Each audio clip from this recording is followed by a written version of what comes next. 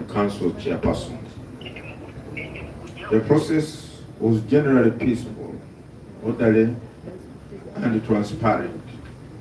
It was well attended by eligible village residents.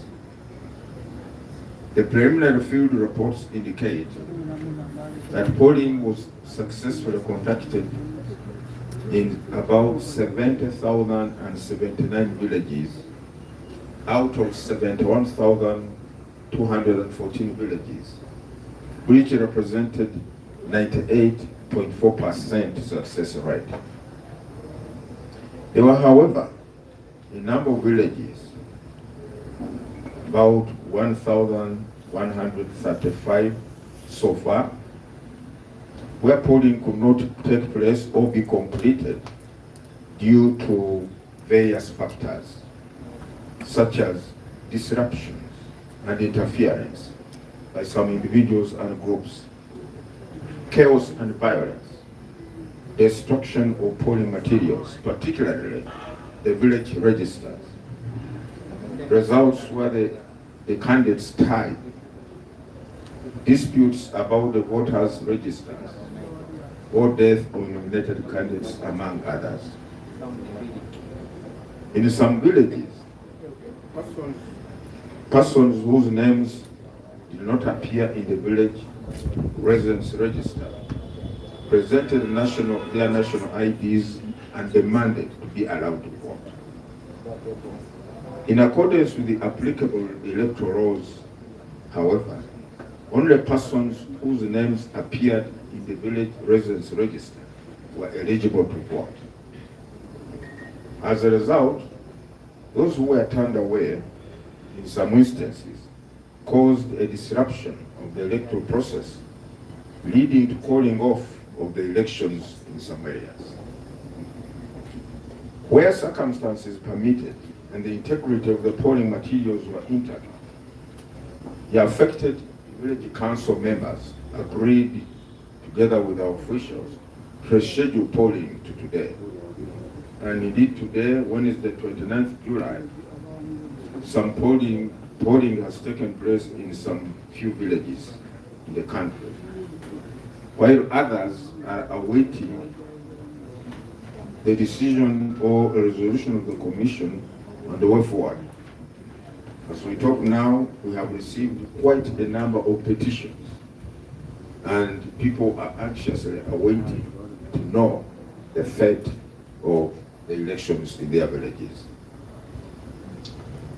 As mentioned earlier this morning or this afternoon, villages where elections did not succeed.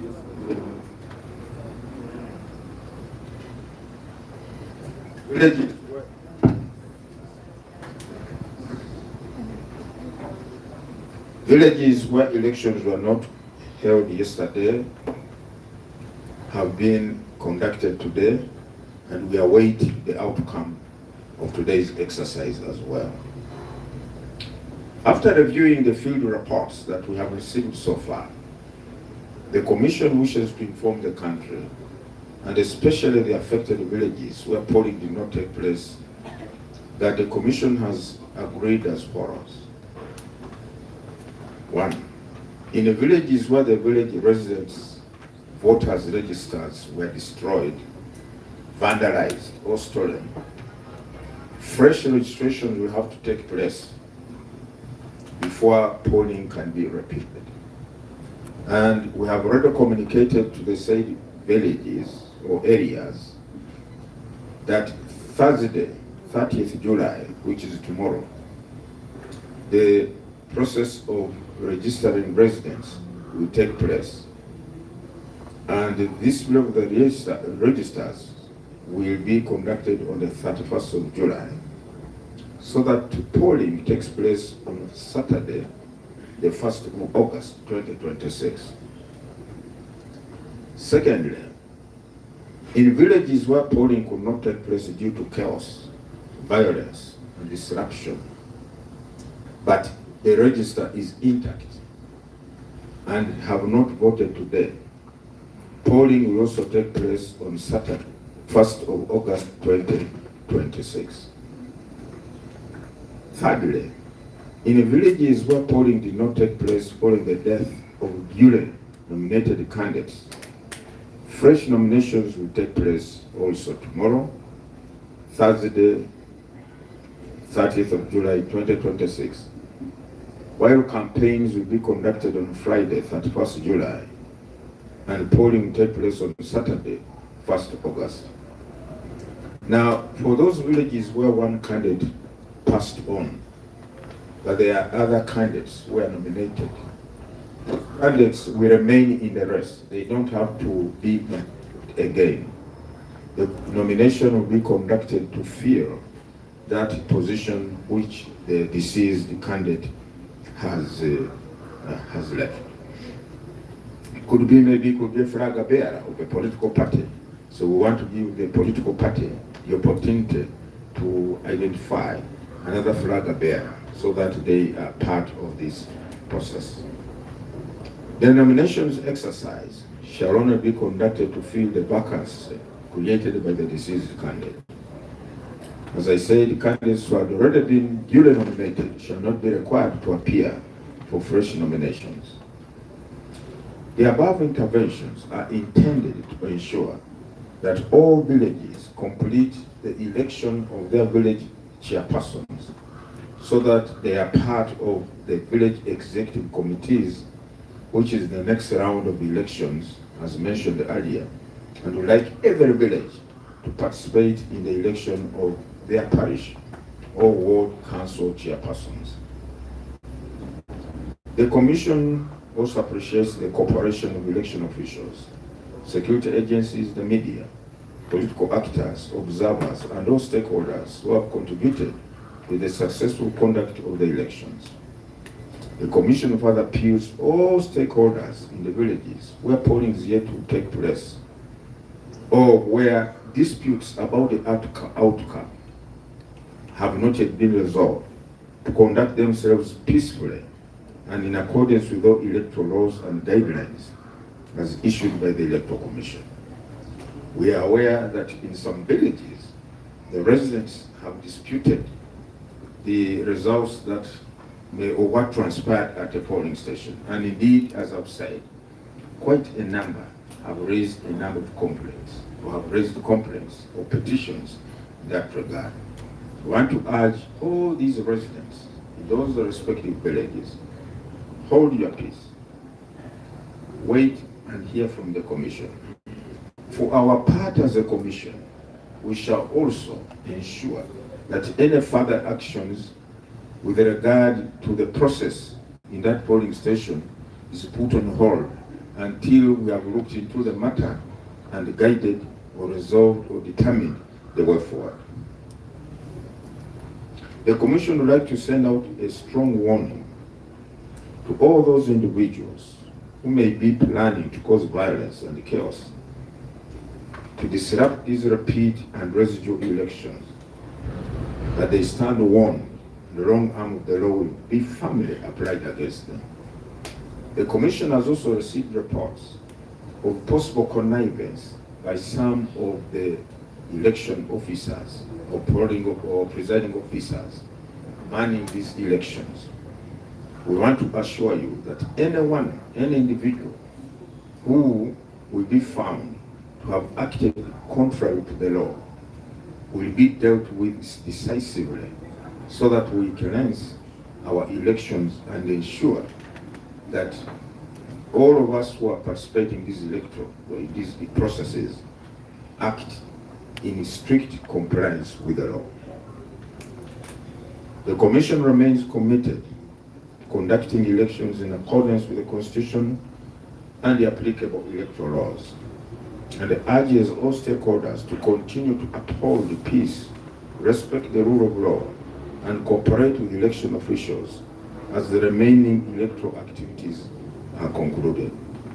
I also want to commend the media who have very, very professionally done their work and informed the country what's going on, and also shown us what has been going on in the various parts of the country. Of course, some of the scenes were ugly, but that's the reality. And therefore, as a country, we need to take steps to address the causes of some of the ugly things that we are seeing on the various some polling stations or some villages, and how we can prevent those going forward. I thank you for listening to me, ladies and gentlemen.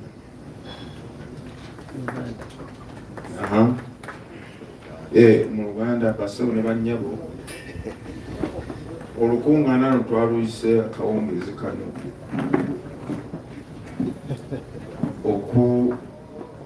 okwogerera eri eggwanga obategeeza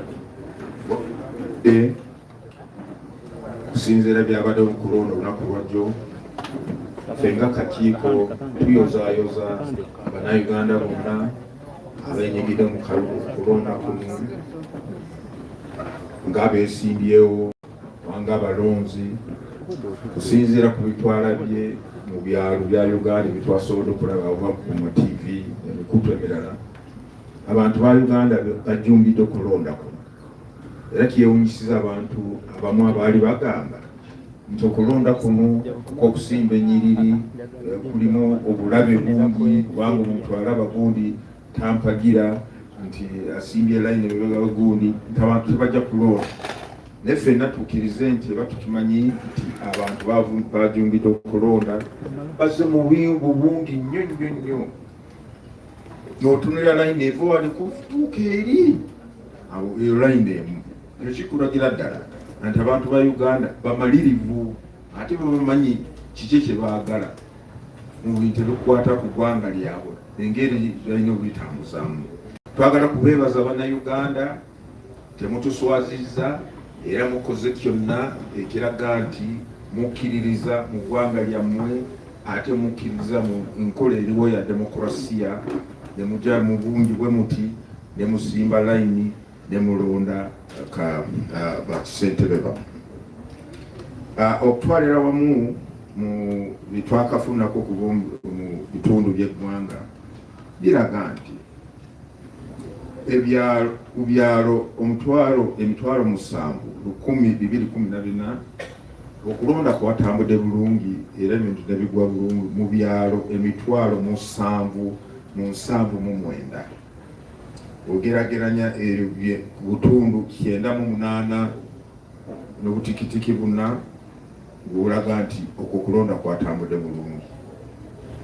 Waliwo ebyalo bimu okulonda okutatambudde bulungi oba ebivuddemu bitamanyiddwa.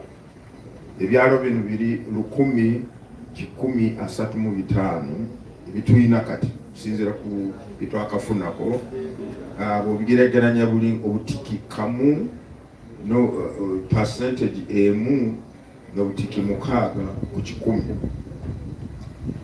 Okulonda tekwasobodde ogenda mu maaso okulonda tekwatambudde bulungi kusinziira ku nsonga ezitali zimu. Wabaddewo okutaataganya okulonda nga kukolebwa abantu abamu, wabaddewo okulwanagana, wabaddewo okwonoona register y'ekyalo, waliwo bacandidates abafunye obululu kyekimu, ate waliwo obutakkaanya ku register z'abalonzi. Ate n'ebifo ebimu waliwo bacandidates abaafa nga bamaze okusunsulwamu olw'okubeera nominated. Kati ebitundu ebyo oba mu bifo ebyo okulonda tekwawedde oba tekwakomerekezeddwa. Mu bitundu ebirala waliwo mu byalo abantu badde bawakanya nti register si ntuufu, kuba mulimu abantu abatali batuuze. Kati abamu nga bagamba nti nze yadde siri mu register naye nyina endangamuntu yange eraga nti ndi mutuuze mu kitundu kino. Kati abo nabo bazze ne bagamba nti nokulonda kubanga ndi mutuuze wano. Kati abalala baagaaniddwa ne basala okuleeta kavuyo ne bataataganya ebyokulonda. Naye ffe kusinziira mu mateeka nga tubadde tulambika emabega tugamba nti omuntu akkirizibwa kulonda oyo yekka ayeewandiisa mu register y'ekyalo, eyateewandiisa takkirizibwa kulonda. N'olwekyo tusazeewo nga kakiiko nti okulonda okutatambula bulungi olwakavuyo biki naye nga register n'ebikozesebwa nga bikyaliwo netugamba nti ebifo ebyo bijja kuddamu okulonda olwaleero era twogera tubadde tufuna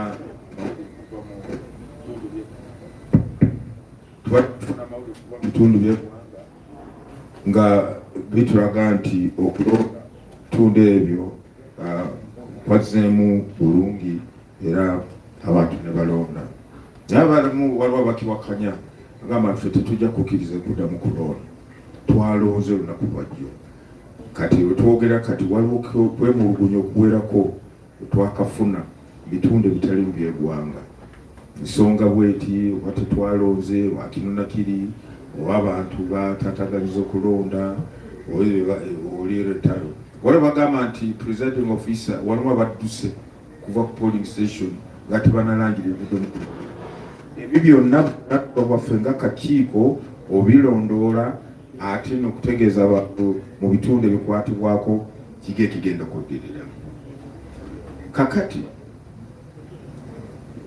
nga kusinziira ku reports twakafuna okuva mu ggwanga wabaddewo obutaataaganyizibwa okulonda kwa 3,000,000 register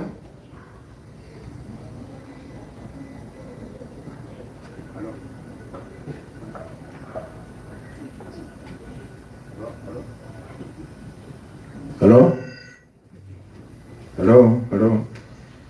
Waliwo register abantu tubayite tutya ntisambi nabuga that's a soft word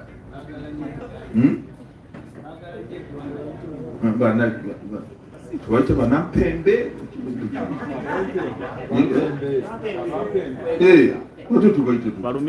kati n'ogenda mu kifo omanyi nti abazze kulonda batuuze n'ekyalo kyona naye n'okwata register n'ogiyuliza n'okwata register n'odduka nayo waliwo ekitundu ekibatulaze oyiyaze n'akwata register n'adduka nayo ate rekodi enkulu nnyo ku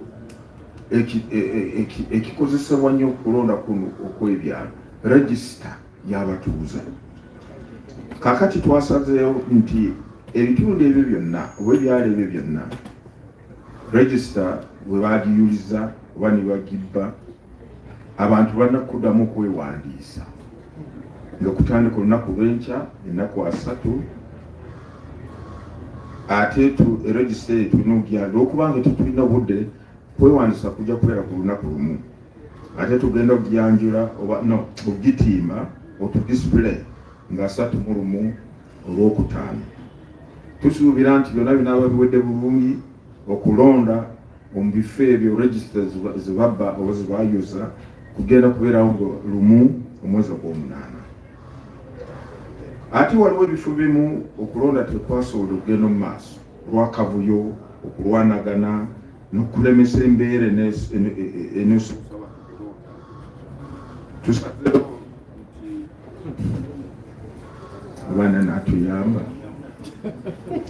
tusazeewo nti okulonda nako kujja kuddibwamu nga lumu that is past August omwezi ogw'omunaana omwaka guno register bwebanga bweziri tebaziyuliza naye okuba nti abantu bakubaganye ne batasobola okubala obululu oba biki ebivudde mu kulonda okunako okulonda kujja kuddibwamu nga lumu then ensonga yokusatu nti waliwo abacandidates abaafa bambi ngaokulonda tekunabeerawo n'olwekyo amateeka agatugamba nti candidate bwafa nga kulonda tekunabeerawo electoral commission erina okuteekawo enteekateeka y'okunominatinga okusunsula candidate oba abacandidates naye abo bonna beewandiisa nga bakyali balamu tikyetaagako okuddamu kwewandiisa ng'oba ssentebe ate biina akakiiko k'abakulembeze ku kyalo nolwekyo kyoba tugamba nti kaweefube we tuliko kati kulaba nti okulonda kwetatambudde bulungi yavudde mu kulonda tebyamanyiddwa oba waliwo babiwakanya kubanga waliwo batugambye ebifo bimu presiding officer ku kifo kironderwamu teyalangiridde bivuddemu oba kiki ekyamudusiza n'avaawo n'agenda n'atuuka eri gyatuuse n'akola DRFOM n'agamba nti bivudde mu kulonda. Etteeka ligamba tebivudde mu kulonda birina okukolebwawo ku kifo ekyo. Ate ekyokubiri ngu ebivudde mu kulonda bwe bimala okuyingizibwa ku DRFOM ba agents ba candidates balina okuteekako emikono nga bakakasa nti bino ddala bivudde mu kulonda mu kyalo kino oba mu kifo kino. Twagala okukubiriza, njagala kwebaza ab'ebitongole by'okwerinda naddala Uganda Police Force bakoze omulimu omunene n'ebitongole ebirala by'okwerinda nga amagye nago gakoze omulimu munene nga bakolaganira wamu ne Uganda Police Force okulaba nti embeera erimu kusobozesa abalonzi okugenda kulonda mu byalo by'ewaabwe mu bitundu by'ewaabwe. Twagala kwebaza abakozi ba Electoral Commission abakozi omulimu munene okulaba nti okulonda kuno kutambula bulungi. Twagala kwebaza n'abamawulire namwe mwebale nnyo ebibiina by'obufuzi abawaddeyo oba bawaayo aba candidates aba observers namwe tubebaza n'abantu bonna mu ggwanga abadde balina ekyebakolako okulaba nti okulonda kuno kutambula bulungi. Twagala okubakubiriza okubasaba nti ebitundu okulonda kugenda kuddibwamu musigale nga bakakamu mugondera amateeka yadde ebivudde mu kulonda nti mukkiriziganya nabyo w'ensonga ezibaddewo, naye tubasaba musigale nga bakakamu, musigale muli bantu balamu.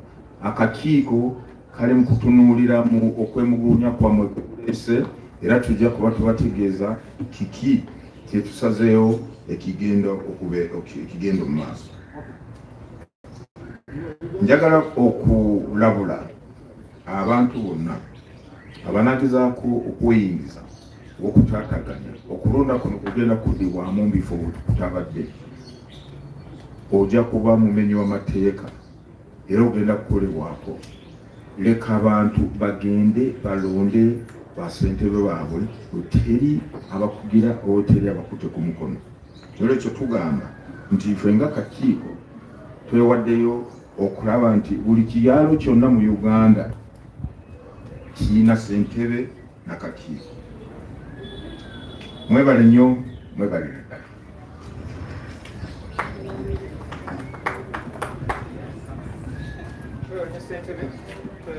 Thank you very much, Lord Chair. Thank you very much, Lord Chair. We're going to take a few questions. We know you're working on tight deadlines to go and file for the Amasengeji. And Agatari Konfu is there. She's the capital of Agatari Konfu for that one. That one there. She's yes. Okay. Thank you, Chairman. My name is Nagita. I work with Success FM. There are instances that you talked about where the voting is going to, where you're going to reconsider voting. But there is a witnessed where one party disagreed and marched away. But the presiding officer went ahead and declared a given, party or group of people. So are you going to welcome petitions in such instances, and are you going to election? Thank you. Thank you very much. My name is Anita, I work with UBC. Lord Chair, my question is, what role do NRM cadres have to play in the electoral process? And to what extent do they have to command the electoral centers? We witness scenarios where senior NRM cadres were manipulating the exercise by trying to take charge of the exercise. Some of them had groups, and when they realized that their candidates had less numbers, they tried to intimidate the presiding officers. There was a scenario where 4 candidates had stood for a position. Then the 3 other candidates realized that there would be, of course, some intimidations. They harmonized their grounds and they agreed to support the incumbent candidate. And when the voters started lining up behind this one candidate, the NRM candidate and the NRM team chose to vacate the what? The polling center. And they threatened the presiding officer to run away with the voters' what? Registers. And when the police came, Elinya Stephen tumusiime MX Media.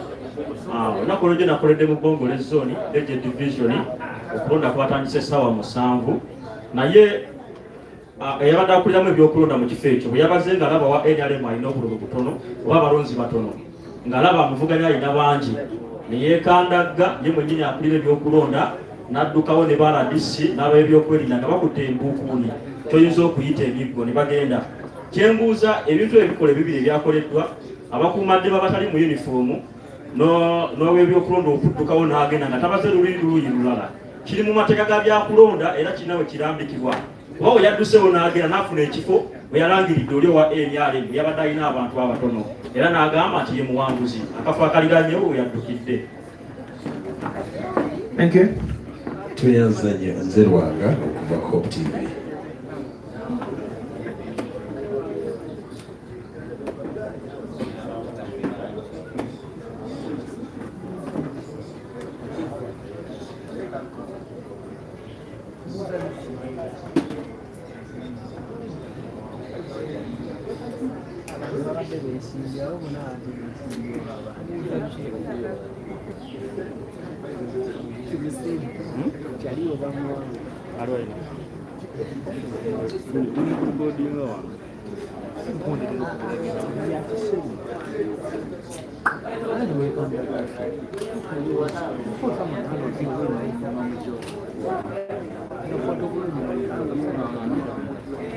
Nze Lwanga okuva Hope TV. Ekibuuzo kyange ekisooka olunaku olw'eggulo nga bw'otutegeezezza nti waliwo ebitundu ebyetobeseemu emivuyo ejja ddala kumpi ejjatuuse n'okulemesa akalulu okubeera mu bitundu ebyo. Twalyagadde okumanya kw'ezo enfa ezimu ezabaddemu obuvuyo era ng'okulonda kugenda kubanga ate kuddibwamu.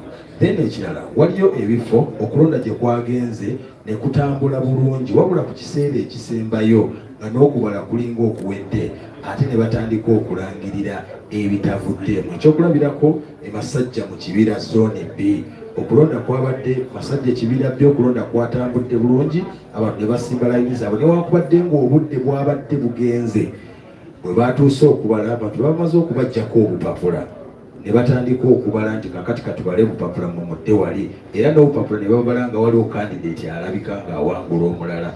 Bwe byabadde bwe bityo kyafaanaganye n'ekyabali nti ab'ebyokwerinda ne baleeta emmotoka ne bagiteekawo ne bayingizaamu eyali badde alangirira era ne bamubuzaawo. Oli yagezezzaako okugoba bamukubye emizibu ate nga yabadde ssentebe w'ekyalo era bwe twogeredde naye ku makya ng'ali mu ddwaliro.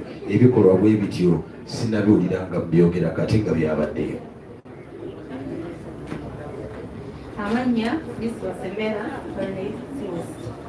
badde embuuza nze we nalondedde mu kifo ekyange kyennyini mwembeera bagiyita Kigoma LC1 naye LC waffe kye yakoze yaleese lisiti oba regisita y'abantu okuva mu kibuga mu village kale mu kyalo ekituliranyeewo n'alondesa kati babasomya lisiti eyo ab'ekyalo ffenna abasoma mu 5,000 netwalonze kati ekyo mugenda kutukolera mu kyalo kiddamu oba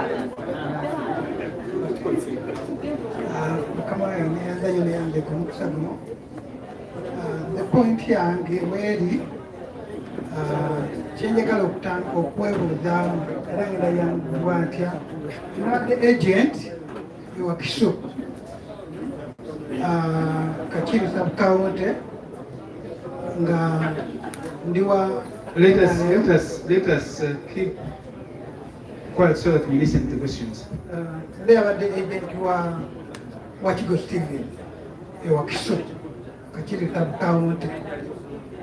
Amanya gange nze Kisekadan naye challenge gye twafunye ewaffe tumanyi bagenda tuyamba abantu bateeraze amakubo agajoyininga abantu gye bayingirira okujja polling station ne babakuba ne video tuziyina ne bakuba emmotoka gye twataddewo okuleeta abantu abatali bulungi abakadde okusobola okukwepinga time ne babakubirayo n'emmotoka ne bajja byendabirwamu era vidiyo ezo zonna tuziyina kati bwe twatuuse okusoma registar ne bazisoma abantu abasinga babadde babayiseeko dda olw'akavuyo ketwafunye in that process era ne batajja security we yajjidde okutuyambako okukakanya embeera nga weyabadde ng'abantu abasinga babasomedde kati registar ezo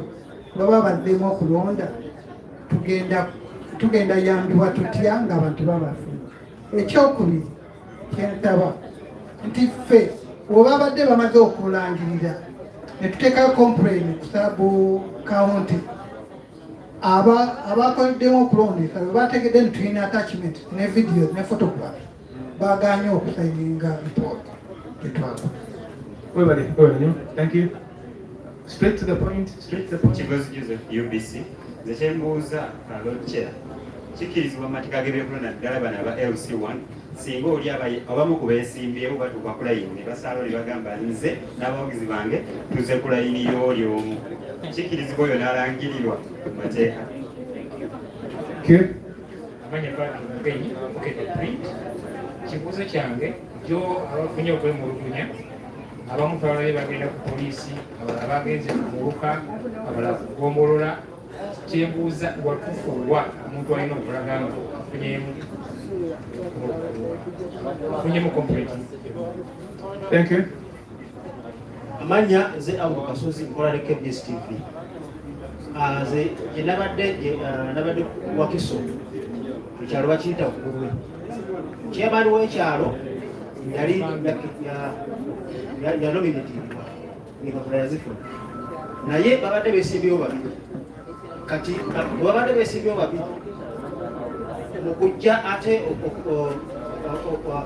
okujja mu regisita nga chairman taliyo n'akakiiko ak'abakyala bwe yagenda kukola atya.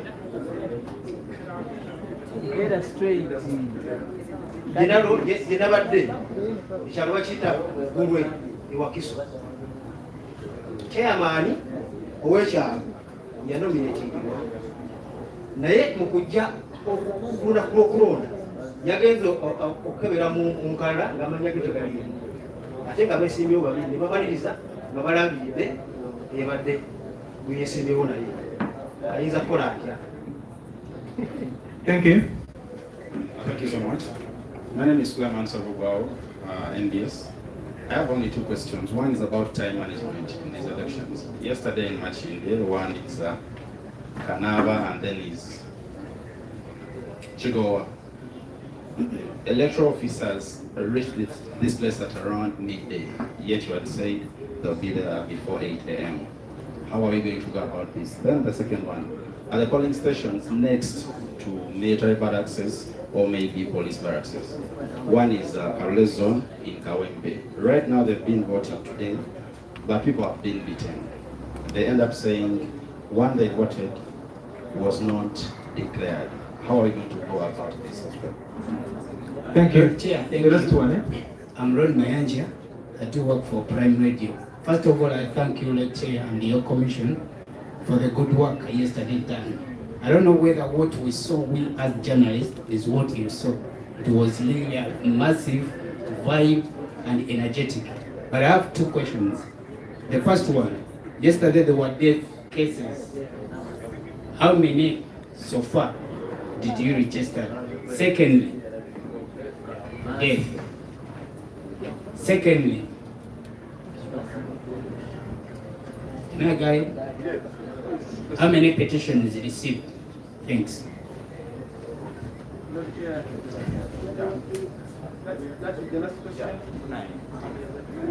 So that is the last question. Nze Nsenga Wagirabi, Deputy Media Uganda. Asebo nange nalonda nabadde ku kitundu kya Nateete kya Kizooni balondedde ku Makaaya. Essaawa zaaweze bagambye essaawa 5 kitundu batandika process y'okulonda. bayingidde mu geeti nga basoma olukalala lwabaliko abalonzi naye omu ku badde bavuganya nga kyalabise nti yeekobanye nabamu ku yabadde akulidde ebyokulonda mu kitundu ekyo era abalonzi abasinga ne basigala ki wabweru basenior citizen zennyini ng'obusanga wabweru nga ne basigadde ku geeti kale ekyo bakigumikiriza ne bagamba oke ne bayingira munda lwamaze okuyingira munda n'alinda n'abagamba mulindeeku kati security nejja police banayingidde nayo kati olwatuuse n'abagamba nti kati buli omu agende ku muntu ku candidate we yagenze okutuma board ng'abantu bonna namba yonna population esindi ayingidde egenze ku candidate yadde bamuyita Kawuma Lawrence kati yagenze okulaba ono candidate ndowooza bwadde alinako gweyakonayo vinze naye nga talina bawagizi kati n'asooka ddamu emabega bwe yazzeemuka emabega then n'ajja bulayini ono bwe yabadde asimbye nga kuliko abavubuka besibye n'ebimasiki ku maaso twagenza okulaba waliwo omwana wa KSTV yabadde alipootinga live kye baakoze ne bagenda omuvubuka ne bayingira ne batandika okuextendinga nga begatta mu layini y'oli bwe bayingidde mu layini y'oli omuvubuka n'asigala nga abakwata wa KSTV mu kubakwata bano bagenze okulaba ng'oli omuvubuka omulala agenze akutte essimu y'omuntu ono wa KSTV n'asigala nga amukwata bano abalaba kifeesi bava ku layini y'ono ne bajja ne bakola ki ne bamuzingako ne batandika omukuba ebikondo n'omusambasamba awo wansi naye ne badde nga nkwata kati nageza kubanga nadde nze sambadde ki gondi zange neneebutiza mu kati naye ekyewunyisiza nga batuuze kye basinza okwewuunya poliisi n'amagye babadde webali ne batunuulira silayiri yeso nga zigenda mu maaso era omwana yeerwanyeeko okuva wansi awo yabadde akutte kamera paka n'atuuka waggulu wa musirikale namugamba no please ng'ate bwefo kyokukwata bali bakifeesi kati then babadde nga bakulinga embeera okudda mu situation kati ne babanga badda kulani ne bakise ne bakola ki ne bafuluma lumu n'omuvubuka eyakuliddemu ebyokulonda ne bafuluma geeti ne batuuka ne bagenda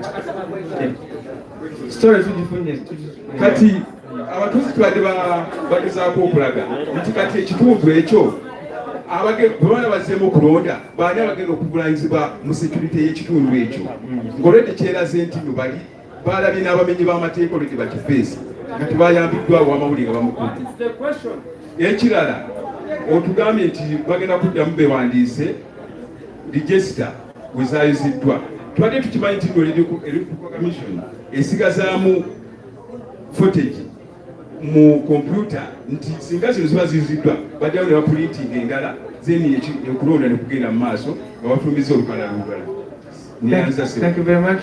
Doctor. Manya nze Dani Mugula kola Sky News. Chairman waliko mu Kisenyi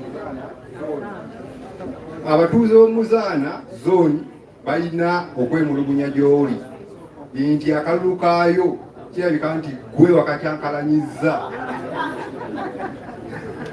nga bagamba balangiridde omuntu ataalondeddwa nga kivuga nti akalulu kayiise ate gwe n'oyita omuntu n'asayininga ku kitebe wano njagala ekintu ekyo kyogereko ssebo Kasaato zone Natrinda Rachel Babati nze we nalondedde obululu presiding officer bwebadde ayina bwabadde tebukyalinga naba agents bwe baali balina n'ekirala we twadde tutandika abantu nga batandika okulonda basibidde abantu ebweru wakaggwa naye ng'ate mu register mwebali kati nze kyembuuza was that in order oba kyaliko balambika ensonga zino erinnya nze Sise Kubala ekibuuzo kyange Media New Vision ekibuuzo kyange wemba mu recruiting abantu bano bagende bakole mumanya nti nno ekawempe waliyo abantu 100 kakusindika omu kuba nze watiseka wabaddeyo abantu bangi naye abo abangi mwasindisa omuntu ogwo asome register obudde bwe yatandikidde osoma register nga tasobola kuba malayo ne bw'aba ayagala kati kiwunzika nga abalonzi abamu mubalese ebweru ate webalekebwe basigala ebweru abantu abo amagye gabasindika baffe waffe mukimanyi magye ge gakolayo amagye gabasindika kati gabasindika abantu abo basigala tebafunye ki butuufu bwakyo naye bambi tubeebaza. Thank you. Lord Chair, you have journalists who are also voters, who are also agents, so it is who are citizens. So you are addressing the country actually. Here you are addressing the country, not just journalists. Thank you very much.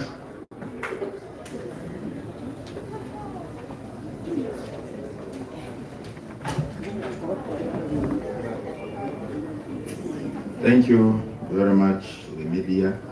It shows you are really on the ground, which is very good. Now,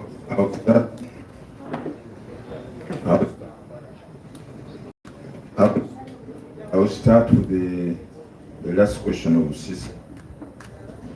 Well, you know, these elections, especially for village councils and committees, require a lot of manpower and also a hefty budget. So when we are deploying officers, we normally deploy standard numbers of personnel to polling stations in the firm belief that if the process starts early, like we had anticipated, that verification of registers will start at 7 and be concluded by 10 a.m. But in many places, the voters turned up early. They did not turn up at 7 as earlier anticipated. So inevitably, voting in many areas did not start at 11 as expected. Sound. Hello. Well, can we get something better, please, than this? Polling in many of these places could not start at the anticipated 11 a.m. But the law is very clear that if voters, the verification exceeds or goes beyond the time that was projected for polling to start, all the available or present voters will have to be verified first. So that's why in many places polling started beyond 11 a.m. and so on. I think we expect the members of security to treat the voters with decorum and civility. If a voter says that, or an individual says, but I'm a voter in this village, they ought to be listened to and given due attention and guidance on what next. Now, on sure that law and order prevails, there is stability at a polling station, there's compliance with the law and the guidelines issued by the Electoral Commission pertaining to that particular electoral activity that is taking place. We expect security to act within the ambits or the parameters of what is required of them by the law. If any officer or individual, the security services, went beyond the prescribed execution of their mandate, that person was clearly out of order. The question would be is whether their conduct amounted to criminal offense, and the relevant agencies therefore should take up that matter and deal with the errant police officers or security officers. How many deaths they registered so far? For us, they don't register death with us. But what I know, there are reported incidents, unfortunate incidents of death in some areas, which is very, very unfortunate. And the Commission has been decrying conduct that results in the loss of life or destruction of property during elections or during an electoral program. That does not add value to our democratic pursuit, to the path of democracy in our country. And therefore want to urge all Ugandans in whatever capacity to avoid such scenarios that result in the loss of life. If we are to repeat the process, or where we are going to repeat the process, or where we have repeated the process, of course, security are in charge of the security arrangements to ensure that voters cast their vote peacefully. Kisek, I think, had a fresh election today, and I think it went on smoothly. I have not yet received a feedback on how it went. Time management. It's unfortunate that some of the election officers reported so late in those areas. If only we could have those specific areas where the election officers are said to have reported at 1, even beyond 9 o'clock. Please give us those details so that we can deal with these people, either by blacklisting them such that for future elections they are never recruited to work as election officers. Help us so that we weed out some of these people.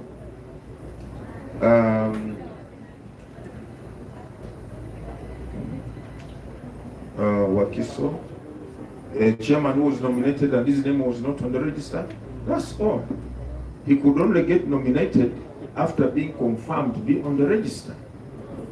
I don't know whether he was allowed to be voted for or to participate in yesterday's exercise. Because how do you get nominated unless you're on the register, voters register?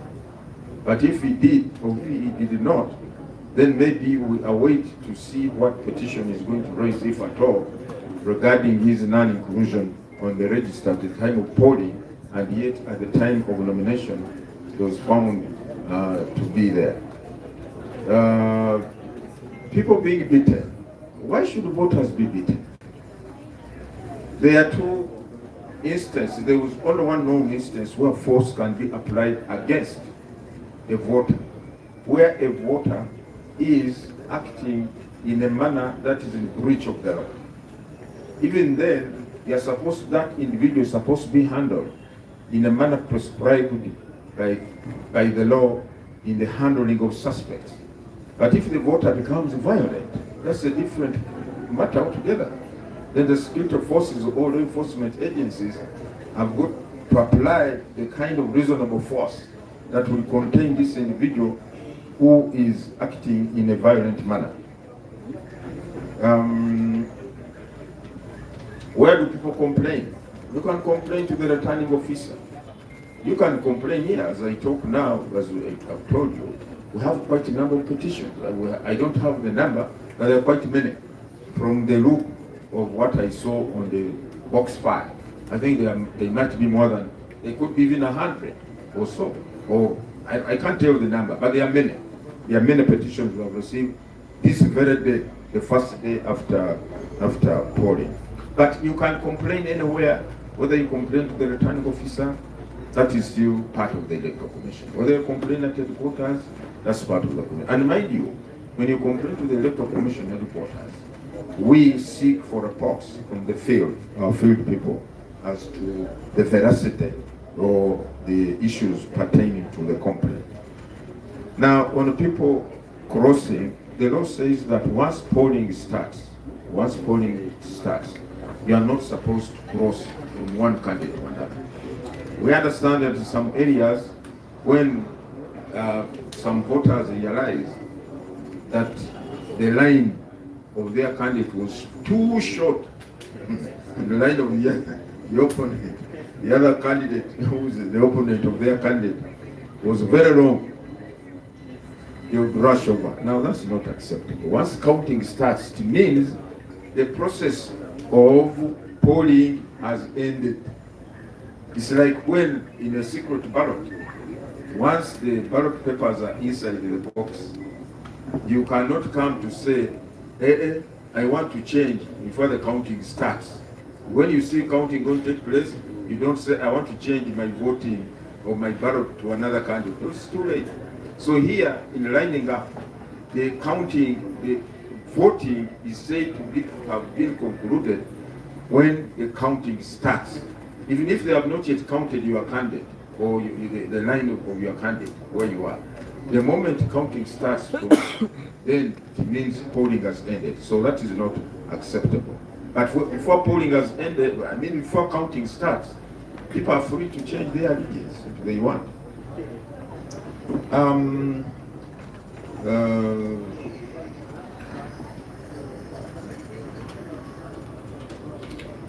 Voters being done, voters being beaten.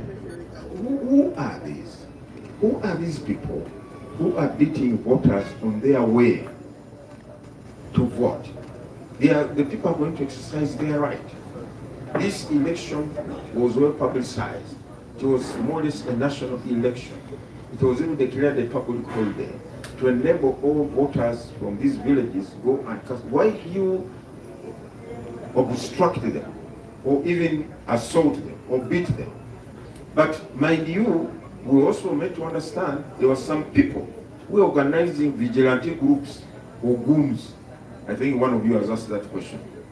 To identify voters is the village register, which was compiled by the Electoral Commission from 6th up to 10th.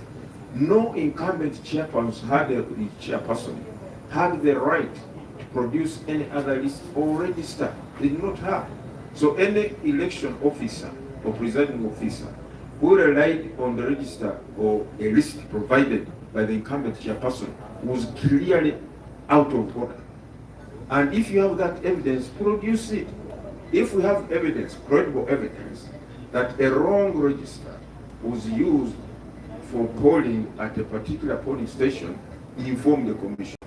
If we find there is sufficient evidence to back up that one, it means that election was null and void because you used a non-known or an unknown record to identify or to facilitate the process of polling. The places where elections are going to take place, though we don't have the details here now, but as I said, we have quite a number and we have already informed. In fact, in some places, polling took place today. Repeat has taken place today. And out of Kiseka, then in some places of Torrance, various districts actually. We shall be giving you the details after we have gathered the information from Akizula. Anyakutebendera, anyagenda kwesimbawo mu kifo. Ekyokubiri, kukunga abawagizi baabwe nti muveeyo mulonde kandidati waffe. Ku lunaku lw'okulonda, obuvunaanyizibwa bwonna obukwata ku byokulonda mu kifo kironderwamu bulina akakiiko k'ebyokulonda. Teri kadda oba obukungu wa NRM alina obuyinza okulagira abakozi b'akakiiko k'ebyokulonda tikola bwoti kola bwoti. Oyo akikola yenna aba amenya amateeka era mutuwa obujulizi. Mugambe mwina obutaano, mutuwa obutambi obwo, mutulage obujulizi obwo nti waliwo ofiisa w'ekibiina ki NRM oba kibiina ky'obufuzi eyagenze ku polling station n'agezaako okutaataaganya okweyingiriza to influence or to direct the process of elections. Oyo naye tugenda mukolako mateeka. Mutuwa obujulizi, muleeta obujulizi obwo tujja bukolako mateeka. Naye ffe tugamba nti ebintu ebikkirizibwa ebivudde mu kulonda byebyo the process where the law has been complied with is what we accept as the outcome of an election. So all those people, all those places who say that the outcome here was influenced by some official of this caliber, of this party, of this agency, organization, as a commission, we are going to look into all those issues and take the appropriate decision for the good of our democracy and for the good of the people of that area who came out in big numbers to express their will on who is going to be their chairperson. Now, someone asked, some people understand. No, munkula ya demokrasia tukyabulamu nnyo. Waliwo bakirabe abasigadde mu layini oba bagoberera amateeka okubalibwa presiding police obabala ate n'okulanja ebivudde mu kulonda. Bivuddemu olabika kati nkyanoonya yukiwa nobona abala okubala tekujja kunyamba so babivuddemu ebyo byabwe naye kitutakkiriza nti waliwo abazze ne bataataaganya okulonda oba abantu nga tebanabali ekyo tetukikkiriza kubanga tunakizula nti abantu abazze ne bataataaganya oba they disrupted the polling process before the counting waliwo bye tufunye abantu badde bakabalibwa balini omuvuyo ne gutandika okubala nga tekukomekerezeddwa bulungi ebyo byonna tugenda bitunulamu then so presiding officer abatali mu nsobi ogenda mu maaso okubala abalonzi abasigadde mu layini ekandidate waabwe bali bo nga kyeyagalire nga basazeewo okuwambuka okuva mu polling station. Okay, I think ebibuuzo bisinga obungi bizzeemu in one village. Okay, ab'ebitongole by'Uganda abatabadde n'okulonda oba lwansonga ennene ng'akakiiko twaweebwa obuyinza okulaba nti okulonda kiba kyetaagisa kugenda kudibwamu oba tukyetaagisa tugenda kujongolwa ensonga zonna ezataataaganyiza okulangirira ebudde mu kulonda. Abanyoro n'abatooro nywena nimbaramukya kyali muli muta ijjo tubaire mu kukoma abantu abasentebe erunda ba chairperson b'ebyalo tumanyire nti haro mu byalo byona ebyo 7,100 okukoma kugenzere kurungi mu byalo 7,907 koma kugenzere kurungi okuha ebyalo nka 10,013 nuho 10,013 batugambire n'okukoma kutagenzere kurungi abayireho gemuviyo ndikiweka ebimu batemwirege register ndikiweka ebintu abaire okuwanangana kuterangana kyonka ebikiweka ebyona nambeera okukoma kutahoirege ekyo nkakakiiko olundi akatebe kukoma tulina obusobozi kulagira kugarukwemu ate nikiweka ebimu okukoma kiro kino kugenda mumaiso nambeera register bazitemwire hariho wakagada nterege esimu nagamba ngu register oba bakagitemu oba biki nambeera register bagitemwire okutandika nebiro 30 kiro kyanyenkya twijagarukamu kuhandikisa abatuuze lundi abayikazi b'ekyalo ekyo nuko tusobole kukoma ekibanza omwezi gw'omunaana kijja kuba kiro kya 6 tukubateerera mugumiisirize nti mutaleete muviyo mu kiweka byanyu mulinde ebiragiro bikole tubamanyise kirabawo. Thank you very much. God bless you. God bless Uganda.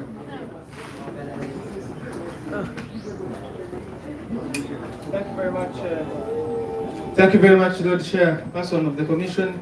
Let us also appreciate Mebo Murunji here, who has done for us sign language, and Hope Nyamwiza, who is also there, and she's been part of the sign language.